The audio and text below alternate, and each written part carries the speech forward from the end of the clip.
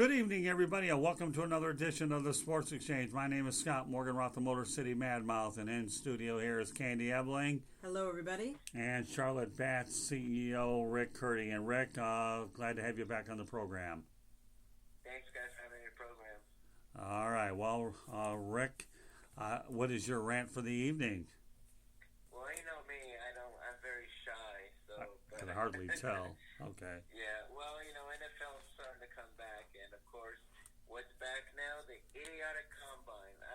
I'm so sick of this stupid combine. It is the most dumbest thing I've ever seen in my whole entire life. You see a bunch of grown men running around in their underwear, and then that's where they determine who's good and who's not good, and who ran fast and who jumped high, and who lifted more and who didn't lift more. I mean, it's stupid. And I think what makes it even more stupid is when the quarterbacks throw the ball. And have you seen it when they throw the ball and they have like brooms up to see how they can throw the ball when there's like defensive players putting their hands up? They have these brooms up to see, and it's like, oh boy, the guy could throw over a broom, big deal. So these combines are so useless and so worthless because you have players on there who run this fast time, they get drafted up high, and then they're big busts. And then you have somebody there who's like nobody ever mentions, and they become a superstar, maybe like a Tom Brady or something like that. So these combines are worthless. I don't want to see a bunch of grown men running around their underwear with no shoulder pads. And if I wanted to see that, I watch professional wrestling. Okay, so I mean it's gotten so ridiculous now, and I think now a lot of players are complaining because there's too much wait time now with this combine that they're doing right now, and it's dumb, it's useless. They need to get rid of it. And these quarterbacks, I'm sorry, I don't see anybody in this draft right now. These quarterbacks are going to be the next superstar. I just don't get it. Joe Burrow's going to be an absolute. If I was Joe Burrow, I would pull a John Elway and tell my agent I am not going to Cincinnati. I do not want to go there. That's like going to the Cleveland Browns. That's where the quarterbacks go to die. And they're not going to make the playoffs. They're not going anywhere. He's going to be a complete and massive bust over there. Hold no punches back. Yeah, and Tua, I'm sorry. I think Tua's a great player, but I just don't understand why he's going to get drafted so high. The guy gets injured too much. He's not that big of a player. I see Tim Tebow. That's who I see him as, a great college player, but going to the pros, he's going to have issues. And he's so injured all the time, and I don't understand why he's still ranked up high. I mean, is a quarterback draft that bad that, that you're going to get a guy who's small and a guy who's always injured? He's going to be like a top 5, it's definitely a top 10 in the draft. And I just don't understand what's going on. I mean, the quarterback class right now is so weak right now. I mean, look at Dak Prescott. This guy might be the highest paid quarterback, and he's mediocre at best. Very, very mediocre. So I just don't get it. Well, all I'll tell you is I'm definitely on your wagon there. I have no interest in Tua, and to me, with his medical issues being what they are, to me, somebody's going to take him. They will. I'm not a fan of Tua at all. Now, I know you're a little bit hard. I can tell that you didn't really particularly care for the state of Ohio, and I don't think you're gaining any fans in Cincinnati or Cleveland with some of your things, but you might get some Gator fans with Tim Tebow. At least he won a playoff game. But, it's funny how you mentioned that Joe Burrow should pull a John Elway, and once upon a time I did talk to John Elway about his exit strategy to leave the Baltimore Colts and forced Robert Irsay to trade him to Denver. We all know how that turned out. So I don't know. I think Joe Burrow is going to be playing there. For all those folks that are into the Bible and the church, all they know there better be an awful lot of prayers for Joe out near the Ohio River or Kentucky River, whatever, out there in the, Yeah, I mean, I remember him smoking his cigar after they won the championship, and he looked all smug. And I said, yeah, you're going to the Bengals, dude. Smoke on that. Have fun with that. Yeah, you're going to get, and they're like, well, he's going to get paid. He's going to get paid regardless where he goes. It doesn't matter where he goes. Man, I would be like, dude, I am not not going to go to Cincinnati. He was like, John Elway, I'm not going to go to Cincinnati. Are you crazy? I don't want to go to the Bengals. Why would I want to go there? They haven't had. Name a great starting quarterback besides Boomer Esiason with the Bengals, and I'll wait. Well, Ken Anderson, but that's before your time. Yeah. Well, you asked, and I did. So you don't need to be asking me those questions because I'll give you an answer. Name a superstar. Then name like one superstar quarterback that they had there. Well, now you might have a valid point. I mean, to me, the one that comes to mind was Carson Palmer. Right. Okay. There you go. He was a good, solid quarterback with the Bengals, but he got hurt, unfortunately, and they haven't made a playoff. I mean, Marvin Lewis was a great coach, but he took them to 0 playoffs in the 17 years he was there, which is ridiculous. Well, and I mean, they're not going anywhere with this new head coach, and they look terrible. And Joe Burrow, enjoy your money, but you're going to be a complete and massive bust in the NFL. Well, I'll tell you what, though. I like the future for Andy Dalton wherever he goes. At least he'll be able to revitalize his career somewhere else. So I know we have a little bit. We don't have as much time with you as we normally do.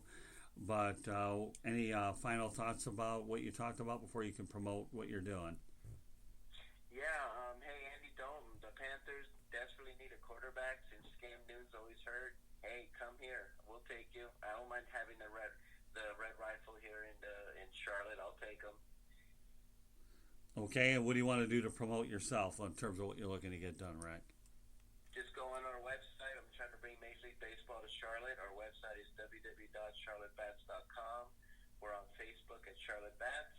We're also on Instagram at Charlotte Bats, and we're also on Twitter at Charlotte Bats Baseball. Our email address is charlottebatsbaseball@gmail.com. Ask me a question. If you like my segment, if you think I'm horrible, go right ahead. I don't care. It doesn't bother me. You have another 30 or 45-second rant that that you were thinking about that you want to get out there while we have about that much time? Yeah, I mean, like I said, the combine stinks, and I don't see any of these quarterbacks going to do anything. And like I said, I don't understand Tua. To me, he reminds me of Tim Tebow. You know, he's left-handed, and he's got the same body size. I think he's even smaller than Tebow. Great college quarterbacks, but just really can't transition. I don't get it. I must be missing some. I keep hearing he's going to be the next Drew Brees, which is the left-handed Drew Brees, which I thought was it was laughable. This guy is always going to get hurt. He got hurt in college so much. How are you going to do well in the NFL with 30-year-old grown man piling up on you? And he's going to be running for his life, especially if he's going to this horrible Dolphins. So I'm sorry, I just don't see it with Tua. I must be missing something. Well, you know what? I don't know. I'm with you. Okay, so we'll end it on that note. Tua, according to Rick Curdy and myself, medical issues, don't bother. All right. So meanwhile, Rick, thanks for being on the program tonight, and we look forward to bringing you on again with another rant from Rick Curdy. And it won't be long before you're going out there and on the show with Louis Adiel Weiss, and I know you like Stat Man versus Sarcasm Man, right? Yep, that's right. Stay tuned for another visit with the two of you. Thanks again for being on the program, Rick. We appreciate you. Okay, pal? Thank you, Scott. Thank you, Candy. You're welcome. You're welcome. Good night. Night. What are your thoughts about? I got to give Curdy credit. When he wants to try to become a journalist, he can, because he does make a whole lot of sense of some of the stuff that he's talking about. He does. I agree with him that the quarterback class that's coming out isn't as strong as maybe it has been in previous years. As far as I'm concerned, I'm a Packer fan, so anyone in the NFC that want to draft either of those two quarterbacks, be my guest, because I don't want to see them. I don't want to see. Not that I can. I mean, they can go to our competitors, and Green Bay will still shine. So. All right. Well, I'll tell you what. With that said, we want to welcome South Florida Tribune correspondent Damon Knight to the program, and I guess you're going to be not too bad. You're going to be talking another sport called baseball. So, what's on your mind? My mind is Christian Yelich. He's to sign a 7-year, $190 million contract extension with the Brewers. that adds. He had a contract. His contract structure was 2 years, $25 million, and it goes to $215 now after this extension. He's going to make $12.5 million this season, $14 million in 2021, and also includes a club option of $15 million in 2020 with a $1.25 million buyout in his final year. All right, a couple Yes. quick questions. Okay, Yes. with the amount of time that we have, Yes. Once upon a time, the Milwaukee Brewers signed Ryan Braun to an extension, then they got Yes. happy and signed him to another one. But at that time, we have a Milwaukee girl here with us. Okay, Yeah. it was either yeah. Braun or Prince Fielder. Do you think that the Brewers are going to regret this contract to Yelich? No, I don't. Yelich is such a vital part to their offense and a vital part to that team in general. Before he went down, that team was cruising, and I thought they were a legitimate World Series shot. And when he went down, that team just kind of sunk. So I don't think they'll regret it as long as he stays healthy. As long as it's not a Prince Fielder situation where he signs with the Tigers and then he has a neck injury and then he doesn't show up or just doesn't perform. Then yeah, but I don't see that as a situation that they're going to run into. I agree with you, Damon. I think Yelich was MVP 2 years ago. He was Yes. very close to being an MVP this last year. In fact, he was, second in the votes? Yeah, to Corey Bellinger of the Los Angeles Dodgers, yes. Exactly. And from all the things that I've heard, being that I am from Milwaukee, I hear a lot more local things than probably most people. Christian Yelich not only exemplifies and exudes excellence on the field in the batter's box, but he's a great defensive player, much better than Braun ever was when you're Yes. when you're comparing contracts. And he's a leader inside that locker room. And that Yes. makes a huge difference too. Yeah, and you look at Braun's steroid year, the year he did, he got caught doing steroids. That's a big cloud over his head that he has to live with, for the rest of his life. And eyes are constantly on him, and then Yelich just carries himself like a true professional, and so I don't think we'll have a problem, and I think they're in good hands. I think Milwaukee fan base is very happy to see this because Yes. we don't see this very often where a small market team gives such a big contract to such a good MVP player. We lost like Moustakas, we lost Grandal Yeah. because we can't afford 5 different big contracts. So we had to Yeah. pick and choose which contract we wanted to, and we chose the right one, Christian Yelich. Yeah, it doesn't hurt that Braun's contract is coming off the books either, so they'll be able Yes. to free up some money down the road to accommodate Christian. But yeah, you're right. It's not like a lot of marquee free agents are going to use Milwaukee as a destination, because they No. simply can't afford to pay multiple contracts of that type of cash. But, again, it sends a good message to the fan base. You got Lorenzo Cain, and you have some good core players. Yeah. I guess the biggest thing that Craig Counsell and David Stearns have to do is how you're able to corral a lot of all this to make sure that you have a sufficient farm system, but you need good quality players to contend every single year, and you have to make a few shrewd Yeah. trades. Well, I can honestly say our farm system is not where it needs to be, and that is definitely one of the weak points within the Brewers farm system right now. The last couple of years, we've kind of traded a lot of them away. But I will say that I know that we've talked on previous shows about analytics, and I can tell you that Craig Counsell uses analytics to a T and uses them very well. Yes. Yeah, he seems like a very good coach, just from what I hear from reading articles to him in the media. Yeah, he seems like a really good major league manager for that team, for being experienced as well as young. And you got Josh Hader too. They'd like to keep him. I know he kind of broke down last year in the playoffs, but you know what? It happens to the best of them. You look at Justin Verlander, you look at Clayton Kershaw. They choke in big moments, but I think the more he gets experience, the more he'll be better suited later down the road. Well, and you talked about how the Brewers tanked, and I wouldn't say tanked.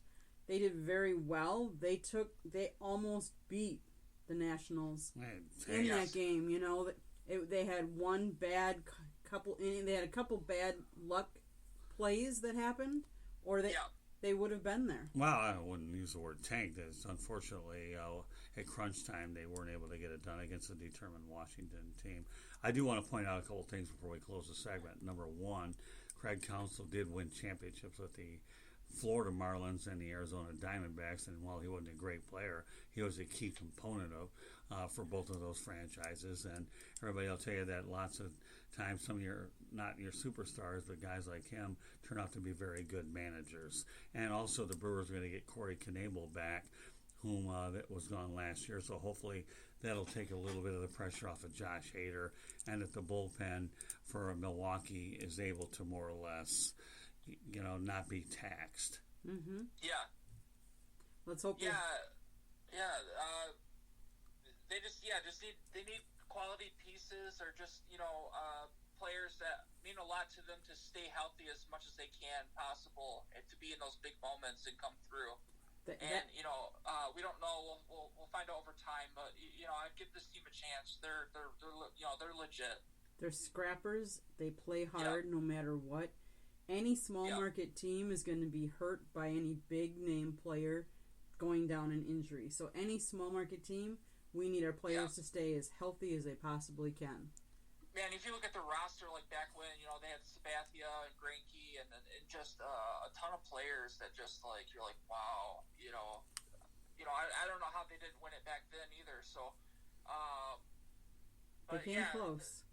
They seem to attract talent. So, It's not the destination of a Yankees or, the Dodgers or that, but they've got some good, hardworking players there, along with a good coach that knows how to coach and get out of his players what he needs to. And you know what? We will close it on that note. All right. Well, Damon, we appreciate the contributions. Yes. You can find Damon Knight's stories on SouthFloridaTribune.com, and give a quick plug to your Twitter, and then we'll wrap up the segment. So it's at Damon with a capital D, Knight with a capital KN, 199304009. And also, I'm here representing the Detroit sports media at the following company, and George says hi. All right, well, very good. I'm glad you got connected. So, with that said, I'll go back there and have a good time, and we're all set. I will. All right, thank you. Thank you, Scoop. Thank you, Ken. It was a pleasure. Thank you. Yeah, have a good night. All right, our next guest wears multiple hats, and we want to welcome David Levin here over to the Sports Exchange. And David, glad to have you on the air, buddy. Thank you for having me back on. This thing about multiple hats, I think I'm going to have to get one that defines exactly what I do for a living. One for baseball, one for football, maybe sew it together. Well, maybe Gaylord Perry will help you out, because when he went in the Hall of Fame, didn't he have like 8 or 10 teams on his hats? I don't know what he had. Something like that. Everybody doing all right tonight? Oh, we're doing fantastic. We're doing How about good, David. yourself? So Good. It's pouring here, by the way, so let's pray for a really good connection. all right, well, we'll make the best of it. Go ahead. Want to talk a little Jaguar football? Absolutely. Great. Well, a lot has changed since the last time we've talked. We know about Yannick Ngakwe's unique situation. He doesn't want to play for the team anymore. We do know that the Jaguars intend to apply the franchise tag to him. And we know that there will be several suitors who will reach out and see what it would take to bring the pass rusher to another location.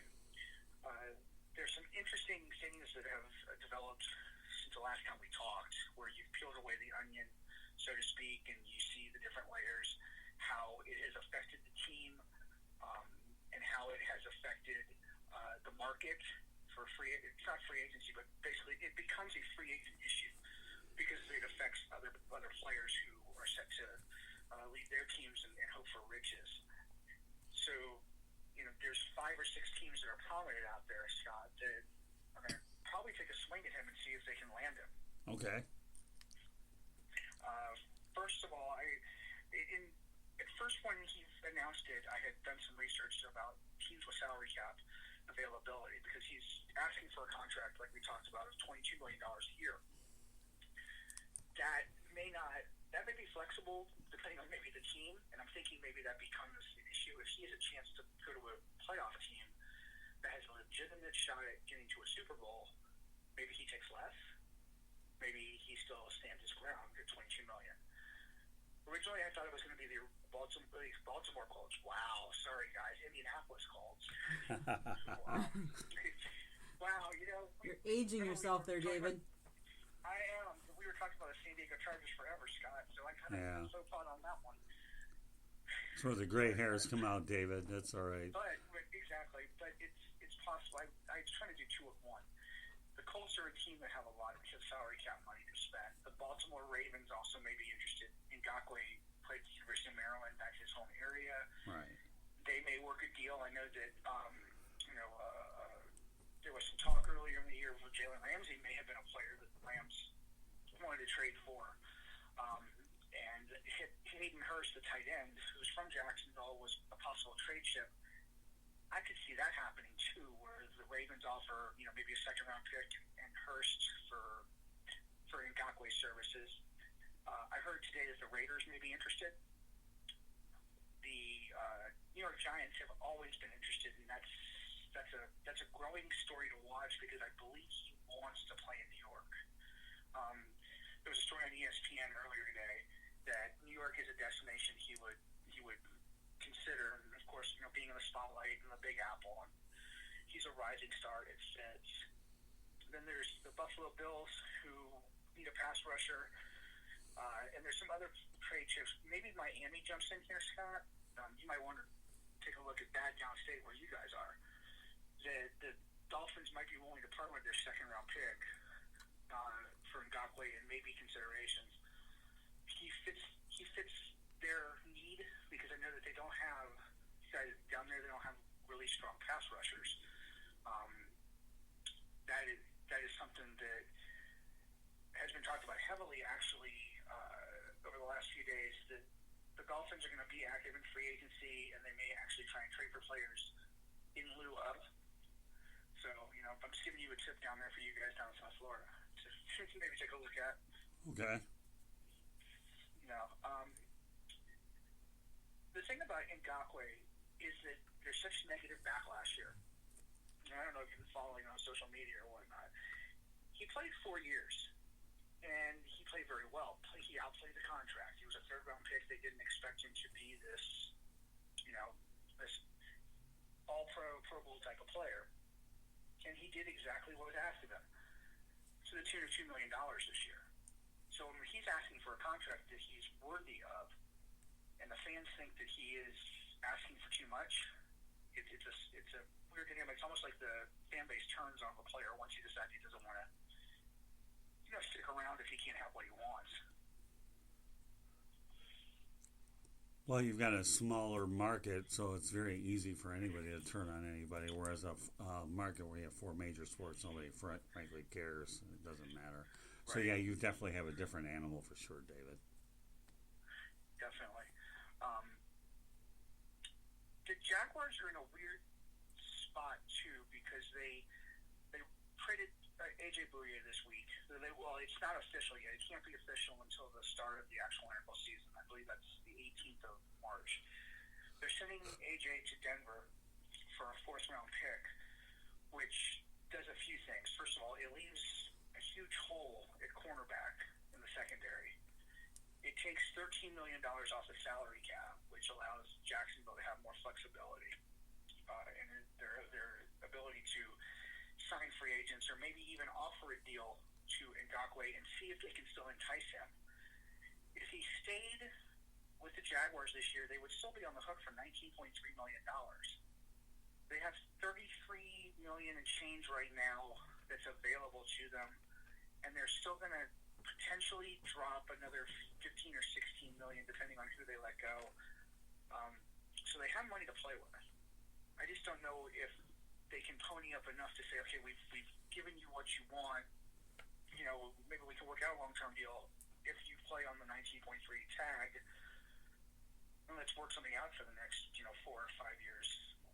Ngakoue want to play knowing that they're going to be, this roster is going to be different than it was last year.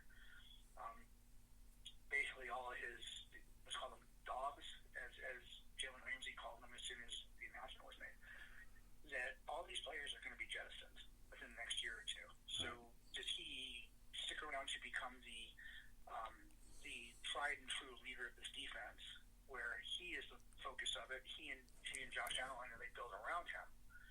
Or does he go somewhere else and hopefully wins a title? And, that's a hit or a miss. Well, again, you have a lot of variables there. You do. So, I mean, again, as the roster turns over, no, this isn't as the world turns, but that happens this time of the year with all 32 NFL teams. Right. I know that there was some grumbling today that I heard that after we had our pre-production meeting, they were talking about the stability of the coaching staff and the front office based on the moves that they're making this week. And they do expect more. There's some trade talk that teams have inquired about Calais Campbell, they've inquired about Brandon Linder, and Andrew Norwell. I'm not so sure that the Jaguars are actively shopping these players, but what I do think happens is, as you know, because you've been to meetings and circles and games and whatnot, people talk. One general manager walks up to another and says, "Hey, how's it going?" And Les Snead and Dave Caldwell used to work together in Atlanta. Thomas Dimitroff works, he was in Atlanta, and it was Caldwell because he helped him develop. Those things happen and teams talk and they say, "Hey, what's available? If I wanted Calais Campbell, what would I have to offer?" Now, I've heard that Calais is he's 33 and he's still great and he still plays really tough. He's a two-down player. They're not offering much for him. Norwell has some interest because he is still a top 10 center in the league. I don't know about Norwell enough to say that he is worthy of a solid draft pick because he's had two terrible seasons once he signed the $66 million deal here in Jacksonville. But I do figure that some veterans are going to get moved, within the next week or so prior to free agency. Okay. All right, well, so let's go over a few things here and we'll address. Okay, so will there be players who are cut for salary cap reasons? Definitely. There's still more to go. Marquise Lee is almost assured to be gone. I think Jeff Swain, who signed with them last year, but remember, he's the one that took that vicious hit across the middle against New Orleans. He had a concussion and a knee injury, and he never came back. Remember, he's the one that was sitting on the ground and got hit. It was horrific, and we kind of all gasped at it. He could be a cap casualty. They could still release Linder, or they could still release Norwell. I believe that Norwell would cost them $5 million in dead cap space. So I don't know if it's feasible because they don't have a left guard to step right in and replace him. Okay. All right, so that leads me to my next question, David. Is this really a fire sale? I've been waiting. I could turn it right around, and I know what you're going to say. Because I know that we talked about it. You think it's the beginning of one. Oh, I don't know. I mean, all the inklings I'm starting to get lead me in that direction. And since you like to cover the Marlins, they've had their fair share of fire sales, but and since that there's a little unique connection there that the Marlins team up there is the Jacksonville Jumbo Shrimp. So I'm wondering if fire sales run up I-95. So is there one up in northern Florida with the Jaguars? Okay, I'm one of the few that don't think so yet, and I'll tell you why. Everybody was shocked when they heard the news that Boyer was traded, and in all reality, the Jaguars were either going to offer him a chance to change, to restructure his deal and change the parameters, because $13 million is a lot for a guy who has underperformed the last 2 years, or they want to cut him, and evidently there was a conversation. We're not privy to what goes on inside the building during the off season. It's tighter than Fort Knox. But he did say, if you're going to trade me, I'd like to, I want to go to Denver. So they accommodated him. And that's respect for what he's done for the organization. And in 3 years, he's still a starter in this league, and he's still a good player. And he can play on 20. He can start on 25 teams, and that's a testament to who he is. But I think that you're going to see other players move around. I just don't know who they are yet. Right. And but I don't know if it's a fire sale. Yeah, fire sale. How about this? If Leonard Fournette got traded, I say, oh hell yes, it's a fire sale. But I don't think that's happening. I think Nick Foles, they're going to kick the tires on trying to trade him. That's come around this, again. But teams have come to the Jaguars. There have been conflicting stories all over the net, and whatever you read or whatever you see or whatever. And I learned a long time ago, listen to everything and don't trust anything until it happens. I'm pretty sure some teams at the combine or whatever in general conversations say, hey, if we wanted him, what would it cost and how much are you willing to pony up to help? Because, of his large contract. And there's only a handful, 4 or 5 teams that can handle taking on $22 million in salary cap. So you're going to see players go. If you saw players like Fournette and D.D. Westbrook and half of the offensive line go, and then maybe you see Avery Jones go, or whatever. Somebody makes a deal and wants to take the contract of Miles Jack off of their payroll. It's a fire sale. Okay. Until those things happen, I don't think so yet. That's fair. I'm convinced, and I know what you're saying, and you're completely right to start thinking that way, because in 2013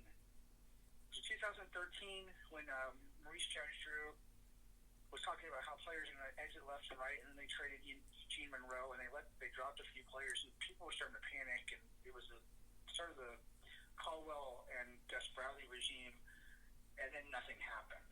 I'm inclined to think that it's either going to be drastic and they let everybody go, or it's going to stay the way it is. And you'll see a couple of other veterans who, basically they haven't played up to their contract standards, so they're being let go for that reason. All right, so really, I guess anybody could look at it as when major bodies go, and I mean a lot of them, that would be the first thing that one would view. So we have one more thing we're going to talk about, okay, and that being this.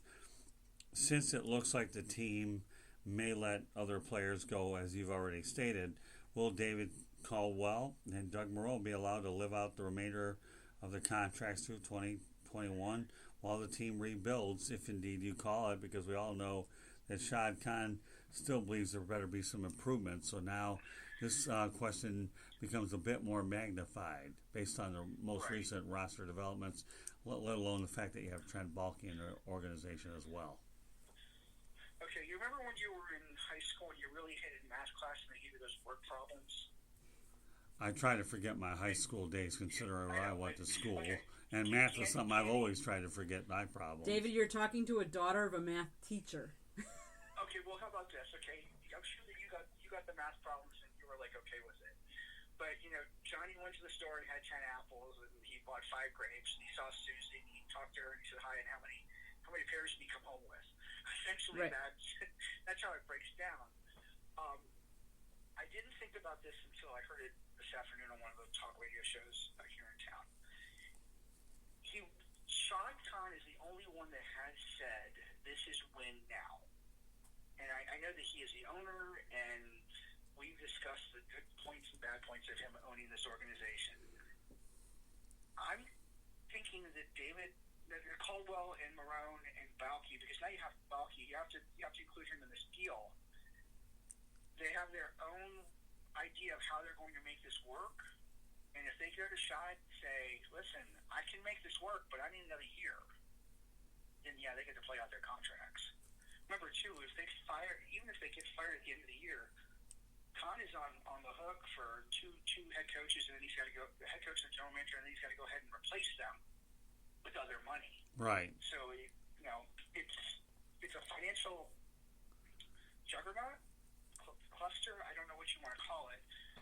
But if he firmly thinks that this team is going to move in the right direction by making other moves and says, hey, this will work one more year, he hasn't made any changes yet, and he wasn't quick to pull the trigger on Gus Bradley. I would bet that he probably can get talked into keeping him one more year. Wow. I don't think Shad Khan's going to have to worry about how much money he has to pay out because, what is he, a billionaire anyways? He's a very wealthy man. And of course, anybody that has a piece of the Wembley action is doing pretty good. But, I agree. so, I don't think that. I guess the thing for me is if the Jaguars can at least finish, whether it's 7-9 or 8-8 this year, then it buys these other two guys another year. Because you also have to realize that they did make some upgrades on their coaching staff by bringing on Jay Gruden and Ben McAdoo. So, Right, Ben McAdoo. So you brought those guys, and you're hoping to bolster the offense and at least make it exciting football. And then you play it by year based on progress. Scott, you will understand. Both of you will understand this. It's like the Dolphins. Remember, we're giving Brian Flores a blueprint to do exactly what he wants to do. So what does he do? He starts cutting all these veteran players. Minka Fitzpatrick got cut, and all these players are leaving team and whatnot. Minka got traded. I'm sorry, but the idea is that they were going to tank, and you're going to tank for Tua, and then all of a sudden they started winning, and even though they have a really high draft pick this year, they became exciting, and and with that, it's like in Flores we trust. Right. Here in Jacksonville, he's already been here 3 years, so he doesn't get that. Right. He doesn't get that kind of what do you call it? Reprieve. That's the best word for it. But he didn't get that kind of reprieve. But you're right. If they finish 7 and let's say they finish 8-8, and their offense is scoring 21 points a game, and Gardner Minshew throws for 4,000 yards and has 25 touchdowns, and Leonard runs for 1,200 yards, and they get to keep Ngakoue 1 year and he has 10 sacks. Josh Allen has 12, and Calais is playing 2 downs and he has 7. Then they buy time because they become more exciting, and you put butts in the seats, and people are there, and then what this is called? They're trying. Last year they didn't try. You saw it firsthand. They didn't try. Right. Well, yeah, there's no question about it. I mean, Brian Flores was given a 5-year deal, and it didn't hurt that he came from the New England Patriots, and the Dolphins saw him twice a year, so they knew pretty much what they were getting with Brian Flores, who is probably going to be one of the bright young coaches in this league for years to come. And I agree with you. Doug Marrone is such a likable guy. You and I gush over him, and you know that, but he's such a likable guy. Want him to succeed, and if he doesn't, then Shad's also going to have to face the reality that he's going to have to find somebody who's a little harder. He's a harder ass as a coach, and a little more defiant, and a little more, Bill Belichick-esque. I didn't want to use the Coughlin comparison, but he'd have to find somebody completely opposite of the personality of the coaching staff that he has right now. Right. And I'm not sure he wants to do that if they're making progress. Well, it also might depend on what coaches are hot commodities next year and who's available, whether they fit the profile for what they're trying to do. So, once again, David, there's a lot of different variables, but we can't worry about next year's coaching search. They've given these guys another year to figure it out, and despite some of the roster movement going on, we still have the draft to look forward to and what potential free agents. And when you combine both of those, then we redefine what the word fire sale is, if indeed it's just roster turnover and makeover versus fire sale. So there's a lot of different moving parts to this whole thing. And you know that by the next time that we talk, a lot could change. Right. And everything that we have talked about tonight could be thrown out the window. Right. And then we're thinking, oh, what now? Which could probably happen because it's the Jaguars. But David, that happens with every team. I don't care if it's the Jaguars, Dolphins, Lions, whatever. There's more crap to talk about. Well, of course. Well, I mean, but that happens with every. Just like we're talking about the Jaguars, you can pick any team in the world; they're all going to have roster decisions to make based on practicality. Obviously, the Jaguars are the team that we talk about on a consistent basis. I get that, but no, I know. I don't care whether you're in Miami, Detroit, whatever. One of the most likable people I've ever worked with was a guy by the name of Wayne Fonts, and he stayed with the Lions for a lot of years and had some success there, even though he didn't finish with a winning record. Boy, I'll tell you, like that cigar, had a lot of great times with them, and the Lions played some exciting football. So we got about a couple more minutes to go in the broadcast, David. Anything else you want to add before we go ahead and let people find a way to get a hold of you? Okay, well, if you want to get a hold of me, I'm on Fansided. I covered the Jaguars and I covered the Marlins. I can be reached on social media on Twitter at DM719907.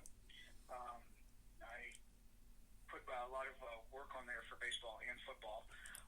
And we, meaning you and me, are embarking on 108 teams that I'm hopeful will start really kicking into high gear when you guys come back and we get ready for the start of the baseball season. Right. Yeah, so well, I mean, David, you're definitely a big part of the South Florida Tribune Broadcasting Network as well as the South Florida Tribune, period, and we look forward to occasionally seeing some of your writing material down the line when you're able to send it our way as well. But, again, that's what we hopefully will be able to provide complete coverage when you're able to do it. But we certainly will make sure the broadcast side is without a doubt covered as well. Great. So you guys enjoy your time away and your time off. And well, there's no such thing as time off, man. We may not be on the air. I understand, but still. There's no such. I don't even know what time off is anymore. You only knew, pal. I have a girlfriend that says the same thing. Right. We're just doing spring training Cactus League style instead of Grapefruit League style. You know what? I have never seen a spring training game on the West Coast. I'm curious how much different that is. Well, first of all, I'll tell you how different it is. And I covered it many years ago back in the 80s, and now all these stadiums are within 45 minutes of each other, and there's only 10 of them in the Grapefruit League. They're 15, 16 all over the state of Florida. So that's how different it is. So you better have a lot of mileage, unlimited mileage on your vehicles if you're doing it in the Grapefruit League, because the Cactus League isn't a big deal. And you have a lot more shared facilities out there. I was going to say more shared facilities over there. So that's pretty cool. Yeah. Well, look, you guys have a good time. Thank you. Enjoy your time off, and we'll get back. And by the way, I gotta send you a text message to show Candy something because I forgot. Okay. All right. Well, that's fine. You know how to reach us. But meanwhile, before you know what I'm talking about. Oh yeah. Well, this concludes this edition of the Sports Exchange. First of all, before David goes, I want to thank all of our guests tonight: Rick Curdy, who led off the program, followed by Damon Knight, and last but not least, David Levin, who brings it to us in a lot of different ways. All you guys did a really, really nice job tonight. So glad to have you on. We're glad to have our regulars providing all the necessary insights and information for all of our listeners out there. So meanwhile, once again, it's been a pleasure bringing it to you. We look forward to the next edition of the Sports Exchange. Good night, everybody. Good night.